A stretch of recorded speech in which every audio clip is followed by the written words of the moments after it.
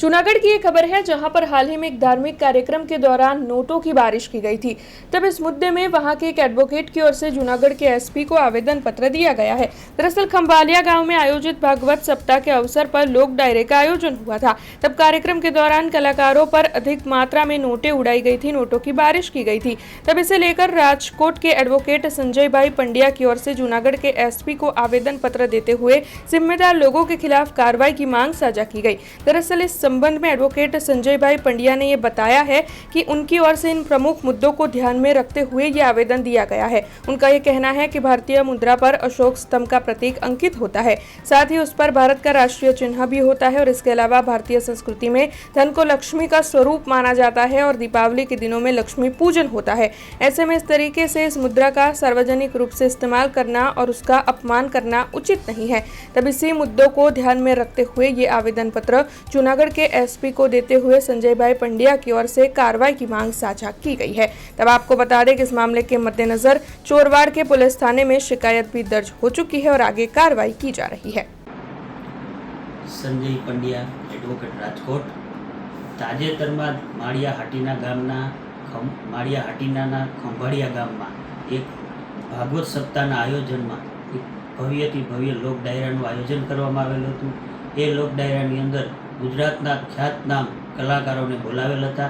એ કલાકારોની ઉપર લોક ડાયરામાં રાત્રે ખૂબ જ ભારતીય ચલણી નોટ એટલે જેને આપણે પૈસા કહીએ છીએ એ પૈસાનું અપમાન થાય તેવી રીતે તેને ઉડાડવામાં આવેલ હતું। એ પૈસા એટલી હદ સુધી ઉડાડે છે કે જે કલાકારો હોય છે એના પગ નીચે અને માથા સુધી પૈસાને ઢાંકી દેવામાં આવે છે, જેના કારણે તે પૈસા જેને આપણે લક્ષ્મી સમાન ગણીએ છીએ, દિવાળીની અંદર એનું લક્ષ્મી પૂજન પણ કરીએ છીએ, જેનું અપમાન થાય તે રીતે પગ નીચે કચડાય છે। તે ઉપરાંત એ પૈસાની અંદર 500ની નોટમાં ભારત સરકાર દ્વારા આપણા અશોક ચિહ્નનું તેમાં અંકિત કરવામાં આવેલ છે અને ભારતના રાષ્ટ્રધ્વજને પણ અંકિત કરવામાં આવે છે। તેનું પણ આ વ્યક્તિઓ જે પૈસા ઉડાડે છે એના દ્વારા ઉડાડીને એનું અપમાન કરવામાં આવે છે। એટલે આ બાબતે મેં જૂનાગઢ એસપી સાહેબને રૂબરૂ મળીને એક લેખિતમાં ફરિયાદ ગુજારેલ હતી। એ ફરિયાદ જૂનાગઢ એસપી સાહેબે ચોરવાડ પોલીસ સ્ટેશનને તપાસ અર્થે સોંપેલી છે, જ્યાં તપાસનું નિવેદન લેવાયેલા છે અને લાગતા વળગતાઓને બોલાવવામાં આવે છે, તપાસ શરૂ કરેલ છે।